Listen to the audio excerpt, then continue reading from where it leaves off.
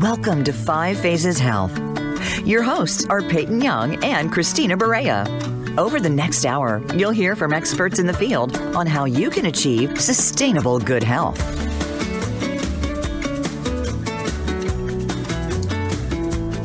Welcome to 5 Phases Health Radio, your guided journey towards personal transformation and sustainable good health. We simplify health, wellness, and nutritional information, eliminating the guesswork, helping you to achieve radiant health. I'm your co-host, Peyton. And I'm Christina. And we are very happy to be here today. Happy Thursday. Yes. And if you're a returning listener, thank you. We really appreciate it. And if you're a new listener, thank you. We really appreciate it. We welcome you to the show. Yeah. So today's show is going to be about breath, and more so that it's not just you got to have oxygen and release CO2 into the air, but it's breath is life. Yeah, breath is life. But it's physiological function during activity. That the importance of how it links the lower body to the upper body, and how to actually do it properly. Because full breath. Yeah, well, I see you moving your hands, so I'm trying to understand. Yeah, it's kind of like you have to think of the upper body between the hips and the shoulders. Think of it as like a round cylinder, and most breathing is done just to the front. Not a lot of thought is given to actually how a baby actually breathes. They use the whole of their torso from the hips to the shoulders. Everything expands on the in-breath. And then when they release that breath, whatever that release happens to be, it could just be normal, or it could be crying or yelling or whatever. Laughing, that kind of stuff, it all comes back down. What I usually like to refer to as like a 360 degree kind of breath. So that's kind of the idea. We'll talk a little bit about what that actually looks like. And then Christina has a great way that she teaches that she can kind of walk through really quickly how to actually engage and feel that breathing from behind, so to speak. So I guess we can get started on that. Okay. So this is kind of like what I was talking about. So 360 degree expansion and contraction. So if you were to take a breath and you put one hand on your stomach and one hand on your back, and you take a big deep breath in, most people will only feel in general that the stomach actually expands, and then as you exhale, it contracts. Very little movement in the back. However, if you want to be able to allow the diaphragm, as the diaphragm contracts, it moves downward, which opens the lungs and allows the breath to just naturally flow in. There's not a lot of work. It's just basic mechanical physics. If you open up and those things have the ability to expand, the pressure difference from the inside to the outside pressure will fill the inside pressure. So when you do that, if your posture is good, you should actually feel your back expand at the same time as the front. Maybe not quite as much, but it should be very discernible, this movement. So if we do that again and we lift the head, tuck the tailbone under just a little bit, whether you're sitting or standing, to kind of engage that lower back. And then you focus on the diaphragm and you inhale. And then you exhale. You should actually feel your back expand much greater than it did before if your tailbone is rolled outward and we're pushing ourselves, basically focusing on the front of the body. So it's almost even a mental awareness type of idea also. Why don't you talk about a little bit about another way that you can actually feel that engagement of the lower back, so that somebody could train that like you usually teach? Yeah, sure. Thank you. So yeah, breath is so important, right? Obviously, if without it, we're not alive. But But it's so much more than that, right? It's mechanic of delivering oxygen to the various parts of the body to keep them rejuvenated and to promote the exchange of gases is so important, right? Otherwise, we build up toxicity in the cells, and then that just leads to all sorts of uncomfortableness. So one way to ensure to check where we are with our breathing is, like you said, you start sitting or standing up. But for when I'm in a group class, or I'm working with somebody in rehabilitation on creating consciousness and breath. A really great way to do that is by actually getting down on the ground, lying on your back, if you're able to do that.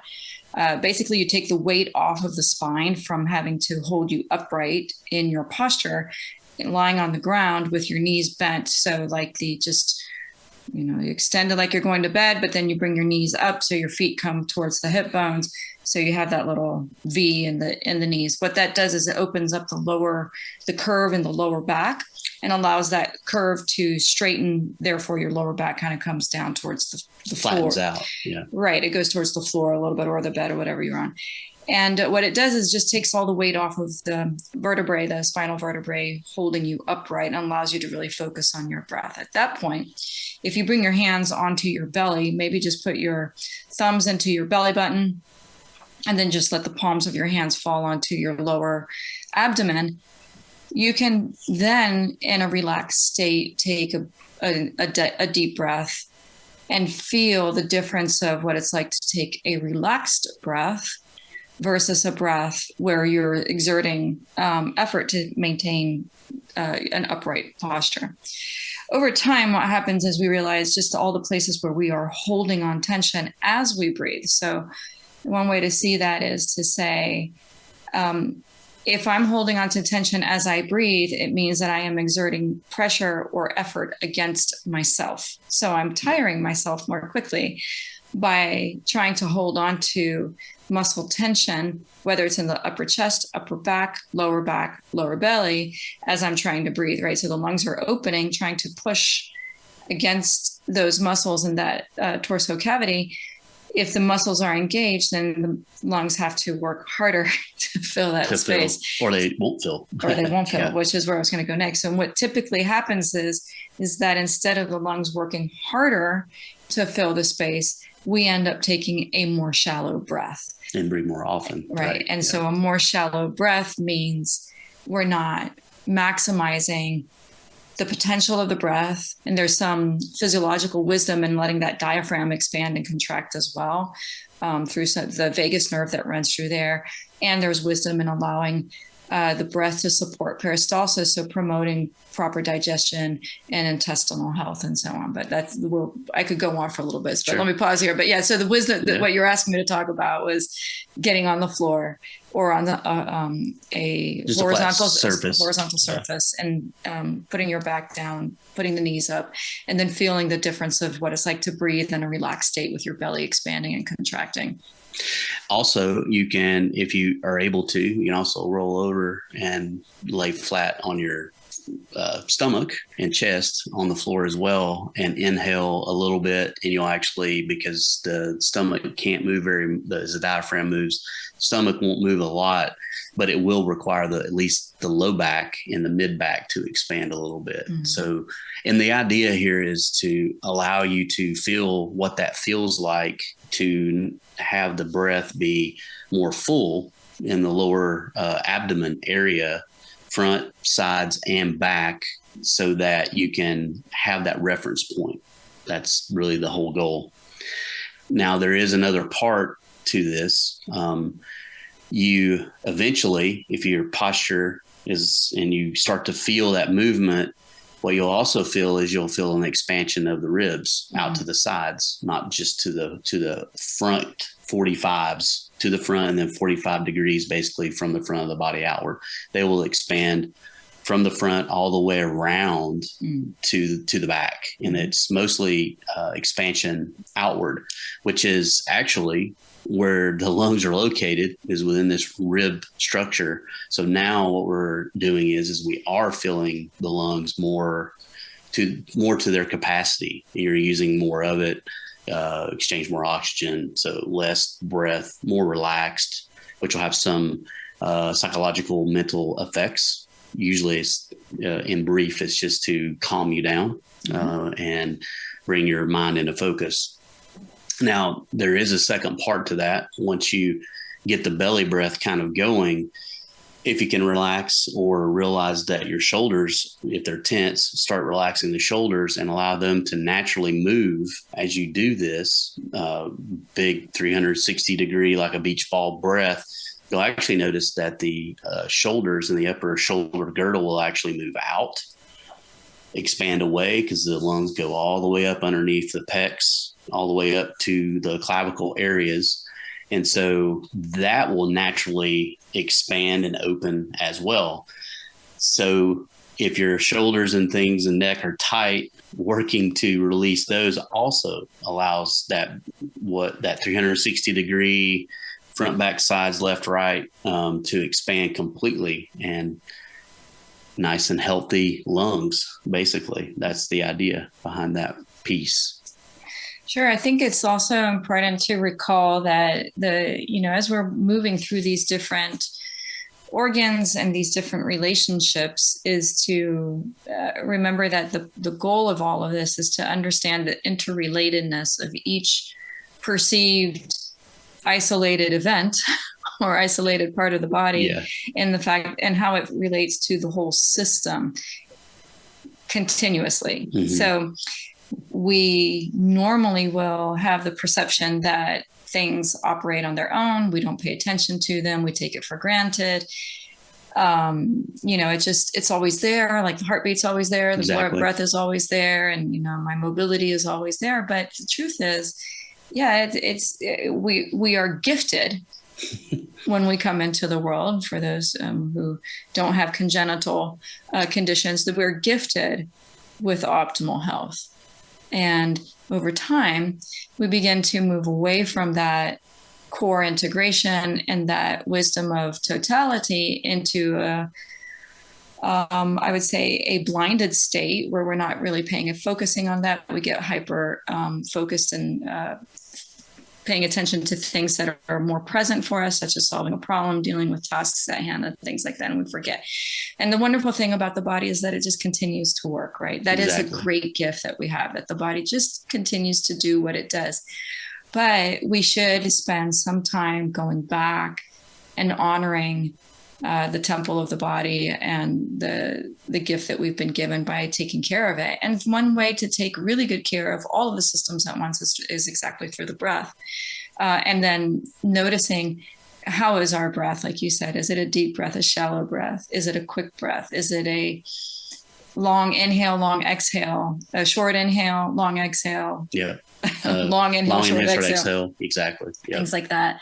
And then having those moments, like one of the wonderful things about meditating, sitting on a cushion or spending your time in contemplative state of your body, is exactly that. You can go, oh, I'm holding on to tension here. Oh, I'm holding on to tension there. This hurts. That hurts. And taking a great big deep breath over time, just taking 1 minute to breathe deeply is a great way to shift a pattern of tension or a pattern of disconnectedness and restore that integration throughout the body.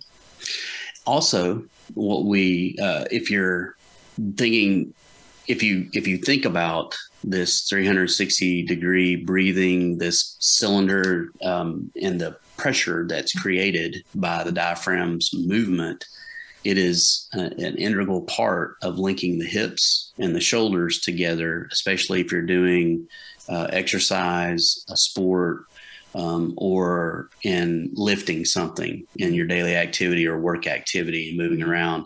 So this is can be one of those added benefits, so that you're nice and strong, and it creates stability. It allows you to feel down through the body if you have a load attached. So if you're carrying something and you become focused on your breath, and you're managing your breath correctly, now you can feel yourself moving through space, being able to walk and move, not trip and fall, those kind of things. So it's a very important piece to add into when you are doing an exercise program for yourself, is to start to become aware of the breath And one of my idols, mentors, always called it being breathed or be breathed. So that once you understand how the breath is working, then you can use it to do activity. So certain things that you're going to do, such as lift a load or go reach to grab something that's fairly heavy for you, you'll naturally inhale to create that nice interthoracic pressure in the torso that links the shoulders and the hips together so that you can support that weight. And you can turn, you might breathe out, but it's a controlled breath as you're moving around. And then you got to set this load down and you inhale. And as you set it down, you exhale naturally because you're allowing that load to either set on the table or on the ground. Because you're collapsing the body, the exhale is just naturally going to happen. But that takes a little bit of training to kind of start to let that happen for most, so that the breath and your movement, the breath and your thinking are working together, for lack of a really better way to describe it. They work together, synergy, so that you can be injury-free. The thing you're doing could become successful.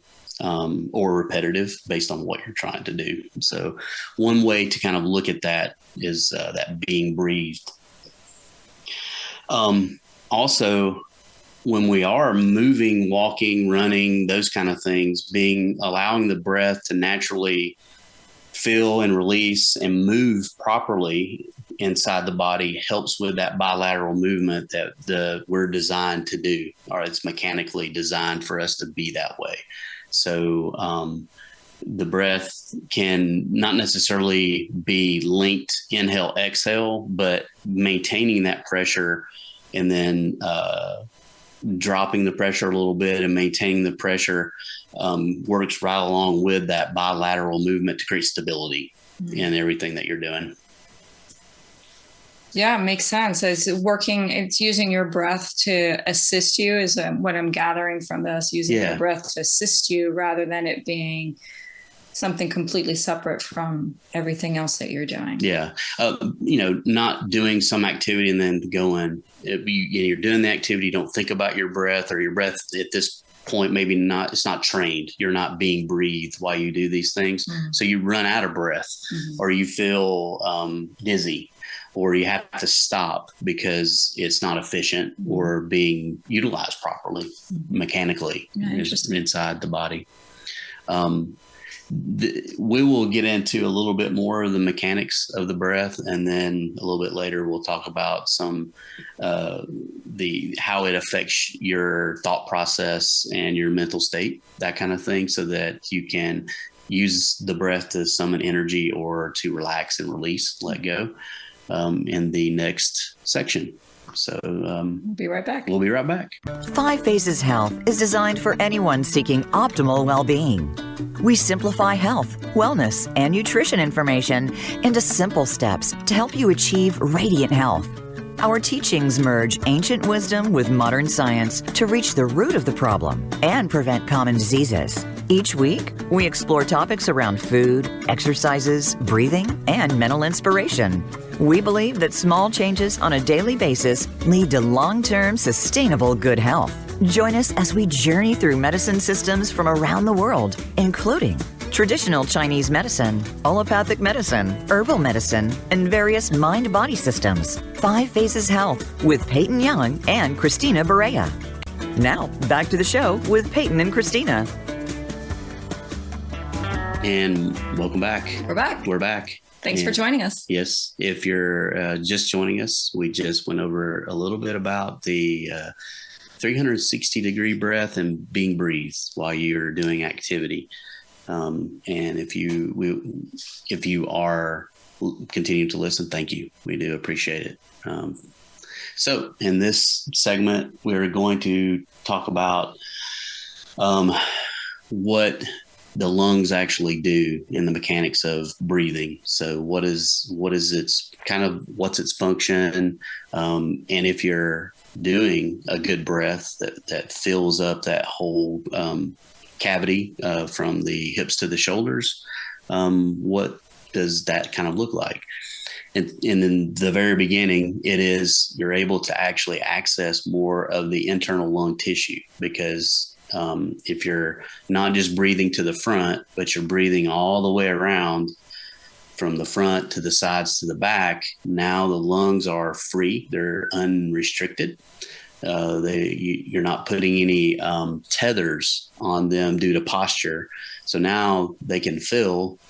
The diaphragm can actually move downward on the inhale further into the lower abdomen. So it creates more room at the bottom, which is actually the most important area. It's the one that, because of our generalized posture that we have, most people have today due to the jobs and lifestyle, you don't access those lower lobes of the lungs themselves. So one of the greatest benefits of breathing in this 360-degree way is that those lower lobes on each side can be accessed.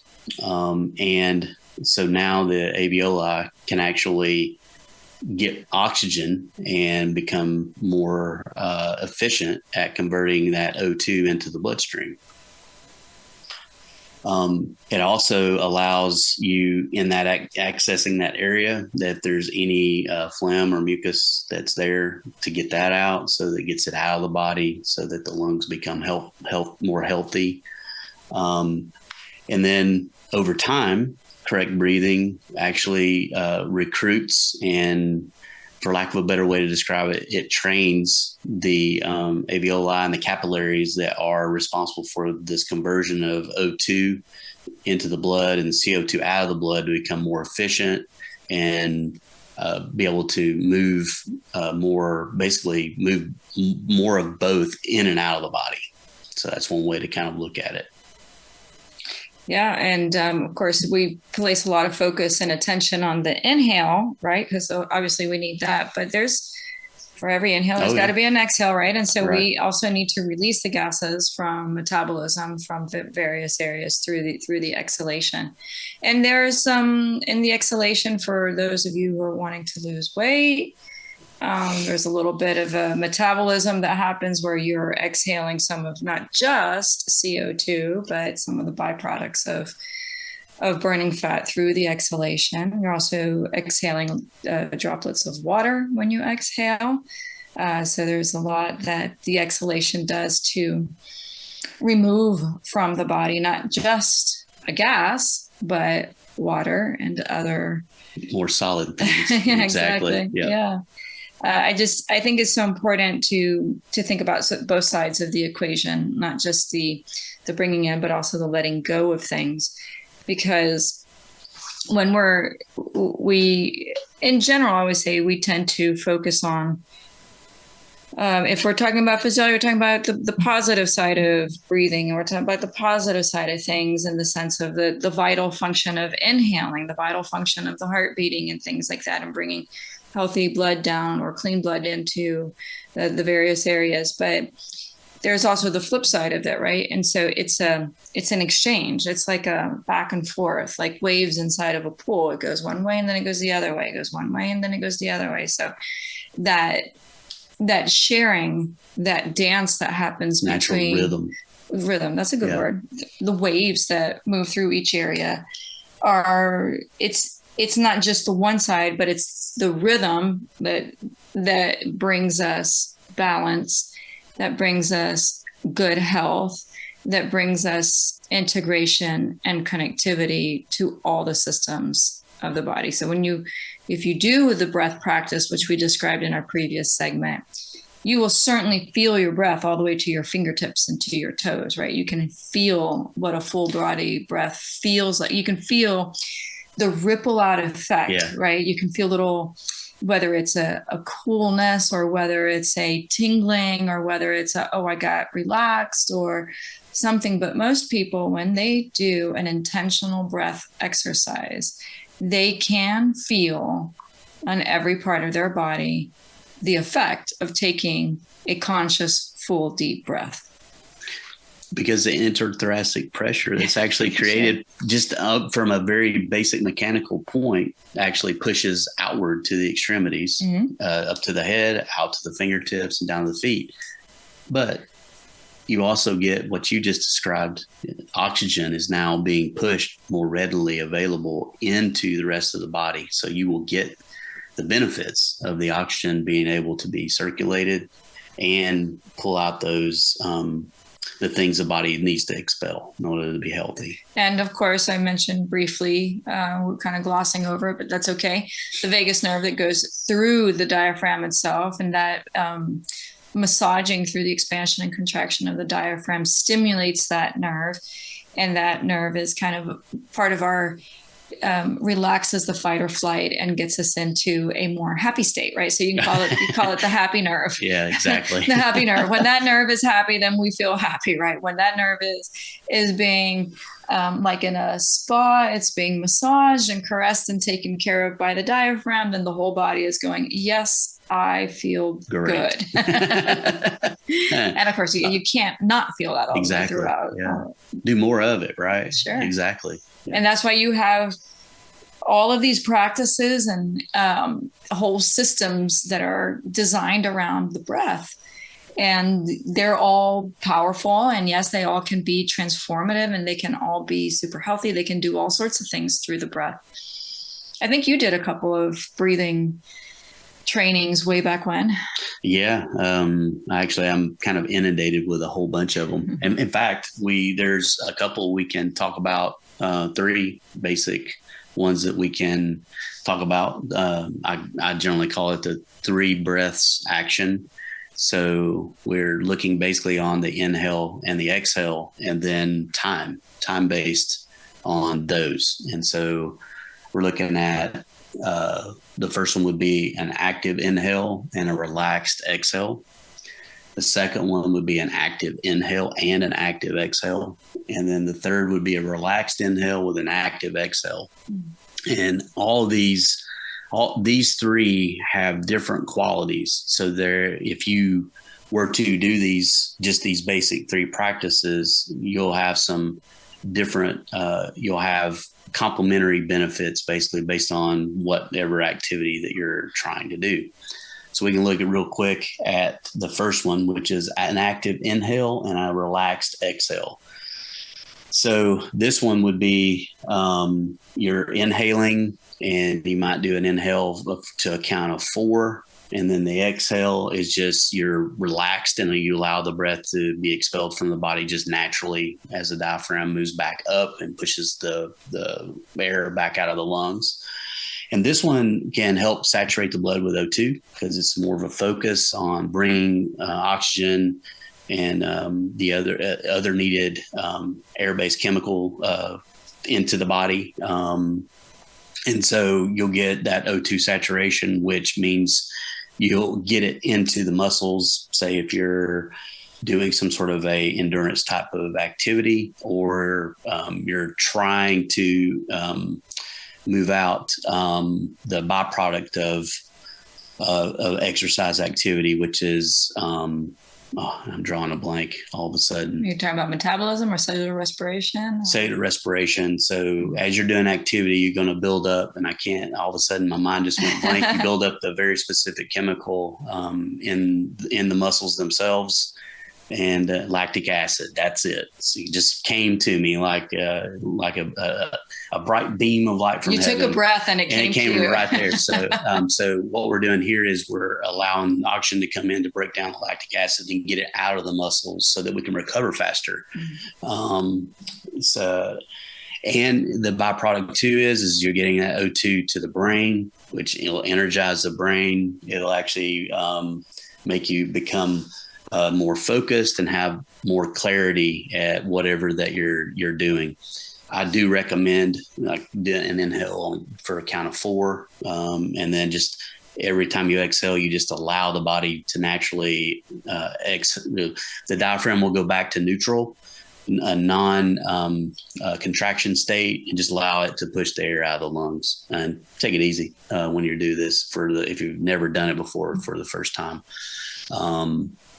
The second one, active inhale and an active exhale.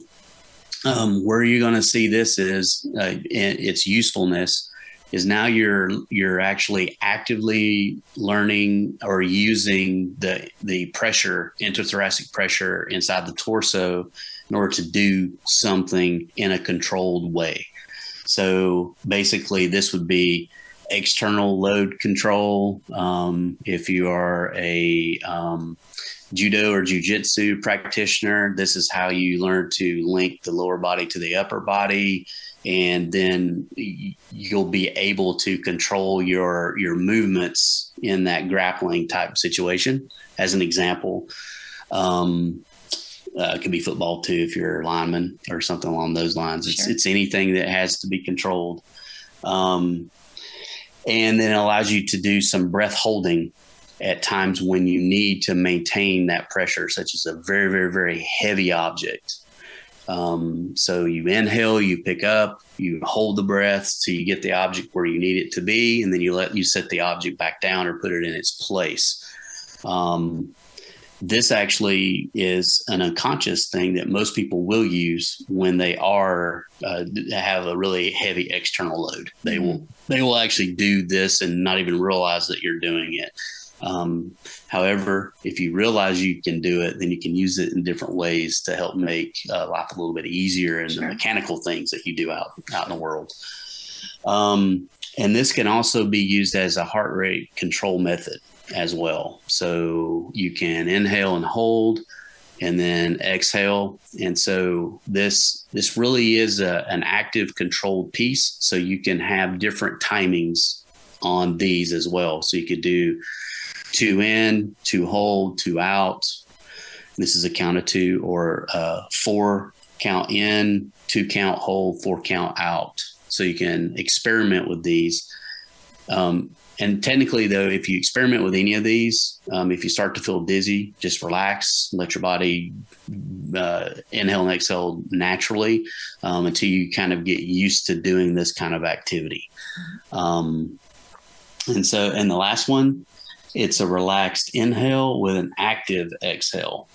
So we're just breathing in, and maybe where we're going to use this is to control a continuous external load movement that you have to move over some kind of a distance, or you got to hold on to it for a little bit. So you've inhaled, and now you're going to maybe hold, and let's, as an example, maybe you picked up several pieces of moving box, and you need to move it from the garage into the back of the moving van, but it's many steps away. So you inhale and you're getting ready to go, or you're being given the box. Somebody hands it to you. You're holding on to it. You might hold your breath for a little bit, or as you're getting closer where you're going to set it down, you control that exhale in order to control the load to put it down somewhere else.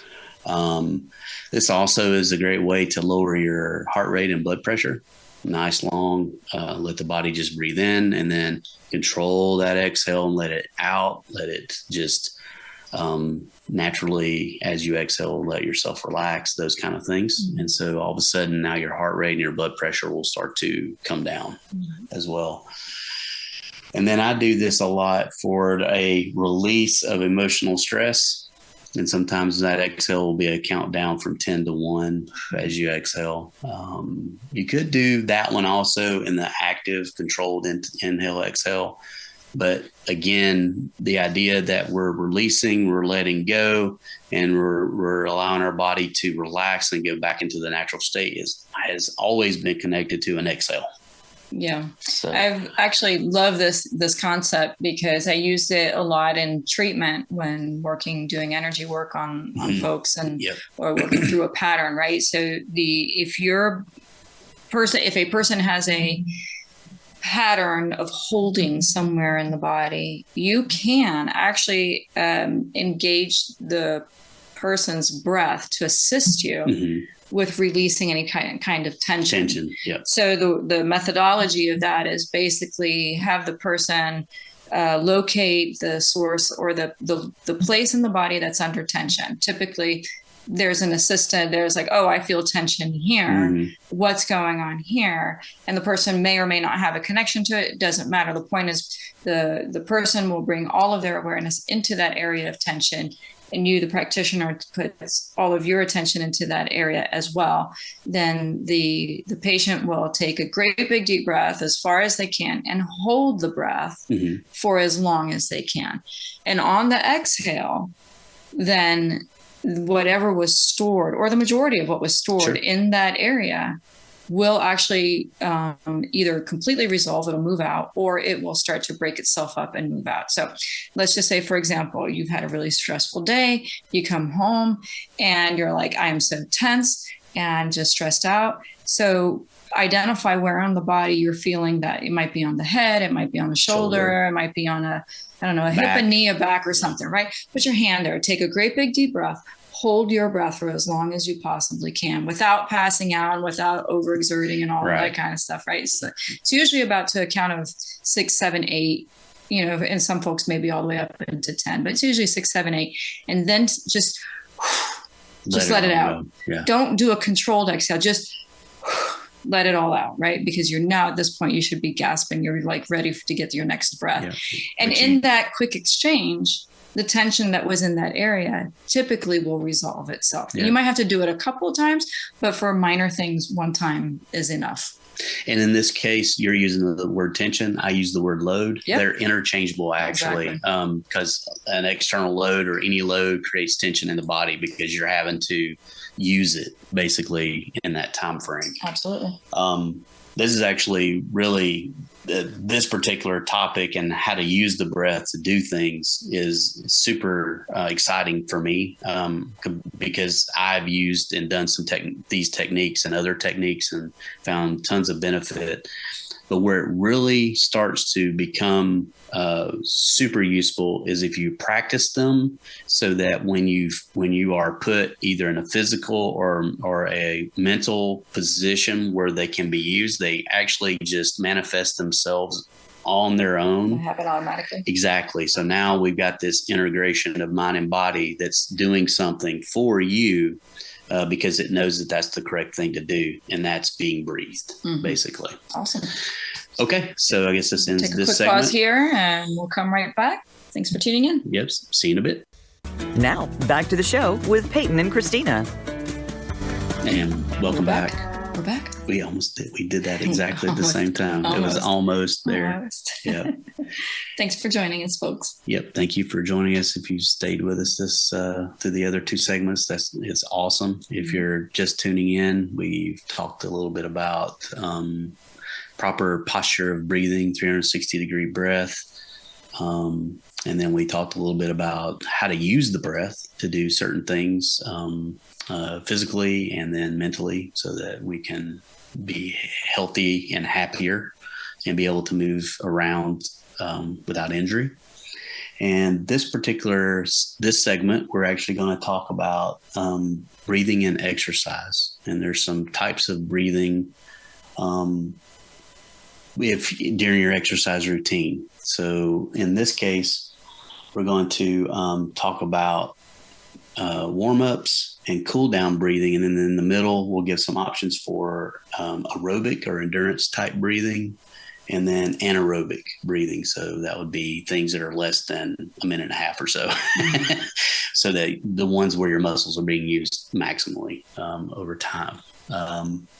So warm-up breathing would be a good place to start. And the way I like to use for me before any activity is I connect with my breath. So now at the moment, I want to get it under control. I want to connect with my breath, my diaphragm. I want to feel where that breath is located in the body. I want to try to get that breath moving in that 360-degree breathing method. So it's front, back, and the sides are nice and expanding and contracting. The shoulders are expanding, opening, and closing, and the lungs are being full. And I'm deliberately inhaling and deliberately exhaling, and maybe I'm holding in the middle at some point in time, making sure my inhales and exhales are at least 4 count of some, or maybe even a little bit longer as I start to relax. My posture is good. And then I want to take that particular type of breathing and then move that into the activity for the warm-ups that I'm going to do. Now, if those warm-ups involve a folding of the upper body to the lower body, such as a forward fold in yoga, or I am maybe I'm doing a standing hamstring calf stretched kind of idea, then there's going to be some folding. So my breath, as I'm doing those things, is going to have a mechanical restriction that will come into place. And usually that folding over, the shoulders rolling to the front will collapse. That's the exhale. Mm-hmm. So what I'll start to do is time those things so that the inhale and the exhale are being maximized and I don't feel uncomfortable. Are you saying you're using your body's natural expansion and contraction as you're doing these movements to support your breath? Exactly. Instead of working so as you're contracting and bending over, you're exhaling, and as you're expanding or standing up and straightening, you're inhaling. Exactly. Okay. Yeah. And then going. And so what I'm doing is I'm linking the movement and the breath together, which has a really cool effect on the mind, is that you start to calm down and you start to focus, and your intention at that point can be set. And the happy hormones start to come out. Exactly. So something that I like, a little saying that I usually like to keep in mind is movement plus breath equals room to expand and contract. So now we're actually using our body and the movements that we're doing as kind of like, think of it as a bellows that's feeding a fire. So the bellows expands, pulls air in. Bellows collapse, it pushes air out into the fire, and the fire flames up.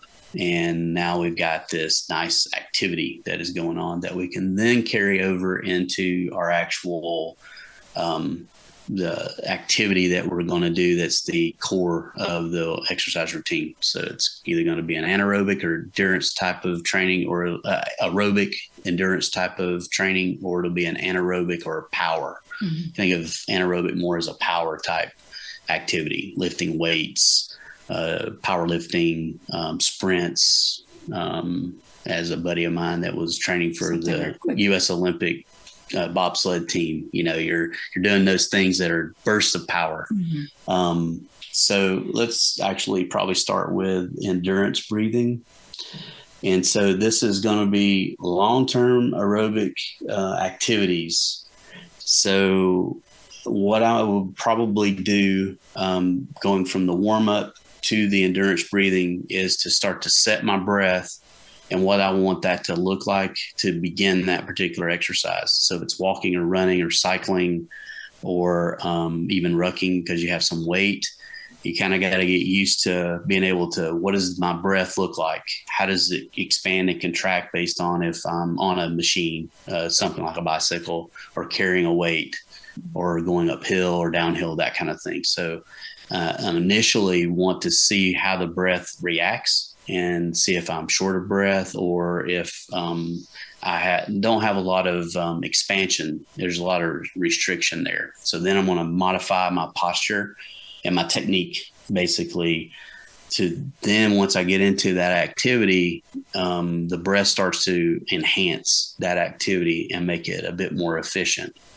Example would be running, actually. If your lower abdomen is sticking out and your back has an internal curve arched inward, you are going to only breathe at the top of the lungs and you won't get a full breath. You won't feel the breath go all the way down inside the body, and it'll be very shallow breathing. So the breath will be very quick, in and out, in and out, in and out. However, if I just tuck my tailbone underneath, change the hip configuration just a little bit, it won't change my gait a lot. It'll actually open up my gait a bit because now the hips can be fully open.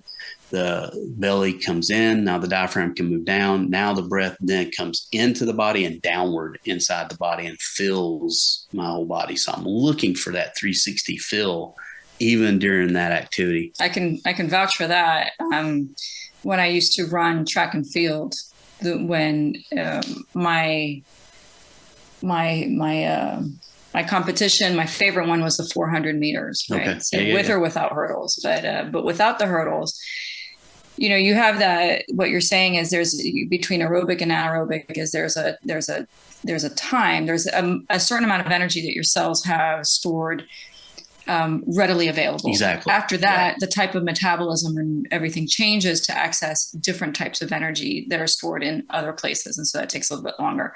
So your quick burst, right? You're using all of your readily available energy. When you go into your aerobic exercise, now you have to start a different type of energy production that requires more effort. But anyway, my point is that when you're doing a 400-meter sprint or run, by around meter 250, maybe 275, you've already you've burned through what was at the block. It's gone, and the muscles and everything is gone. Yeah, exactly. And so now you have to access energy from a different area. Yep.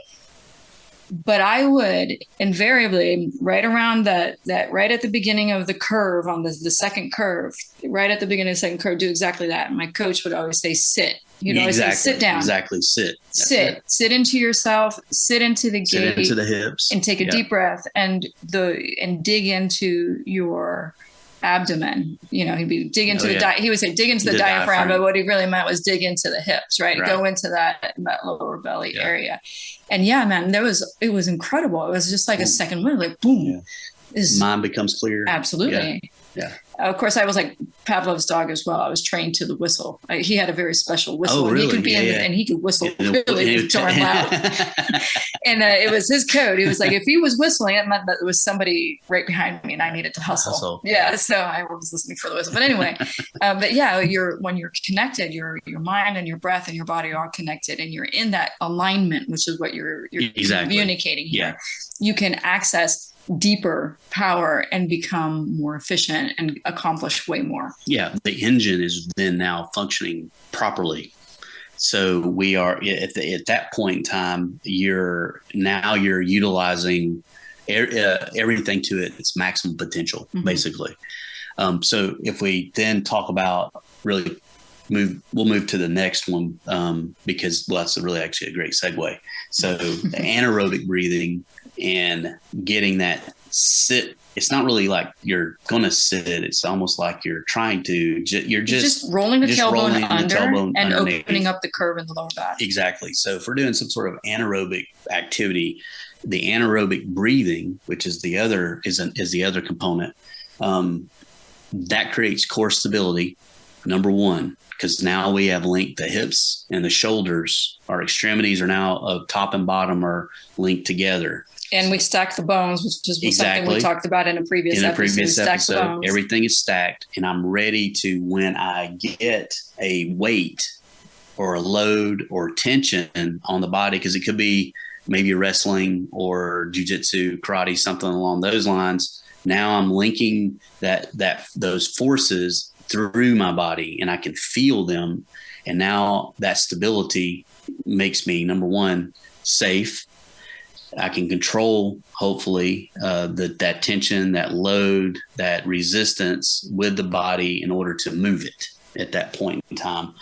And there is basically three types or ways that breath can be used to what I call phasing. So it's phasings types 1, 2, and 3. And so there is, once you have that core stability to do this, you're either type 1, the moving a load or resistance away from the body. Type 2, the load or control to and from the body. So that's a movement. So that the away from the body is an exhale. This one is now a pause between the exhale and the inhale. Or if there is sometimes the pause can be long, depending on what you're doing. Sometimes that pause can be very short or not existent at all, but it's going back to our original breath types. Also, it's that you control inhale and exhale in order to do something. And then type 3 is pulling a load or resistance or something, bringing it into the body, which is an inhale at that point. Exhale on the first one, type 1, type 2, control, inhale, exhale. to do that activity. And then type 3 is exhale, pushing that load away from the body. And so even if you're doing sprints, as an example, because you might say, well, sprinting is an anaerobic style activity, and it is. Short distances. Short distance, or moving something heavy over a distance. Mm-hmm. So maybe we're doing CrossFit or something along those lines. When you're doing that, it is imperative that your 360 breath and your body is aligned properly so that you can move and take that load and move it around, basically, for lack of a better way. So that's kind of in a nutshell. I think we're starting to run out a little bit of a time here. But I was going to say, you're, as I was visualizing these examples that you're mentioning, I'm thinking, most of us, when we're in a relaxed state and we're not under pressure, do these things automatically. Yes, exactly. The body knows how to do it. So, I would invite listeners just to start to pay attention throughout the day about how your breath is and how your breath changes based on the different activities that you're doing, and pay attention. Are you inhaling, exhaling? Is it a long inhale? Is it a long exhale?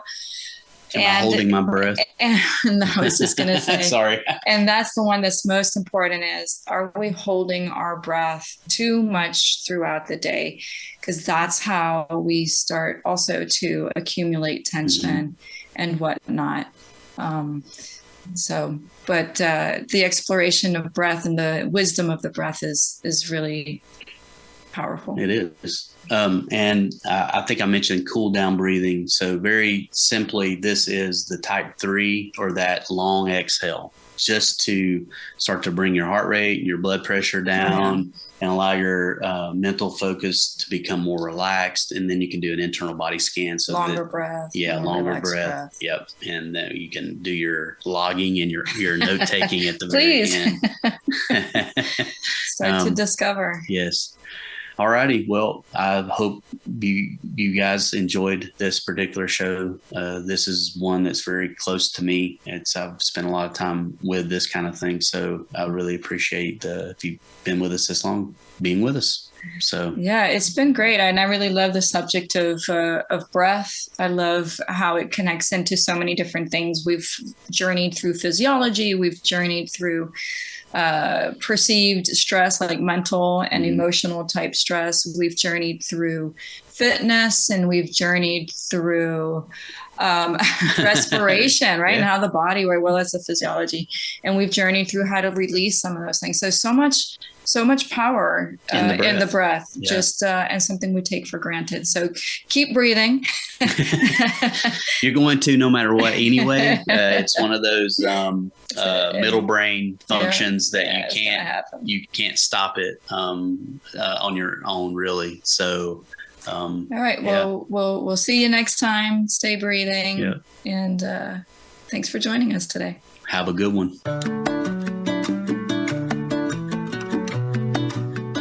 Thanks for tuning in to this week's episode of 5 Phases Health. We hope we've given you some tips to improve your health habits. Until we talk again, have a beautiful week.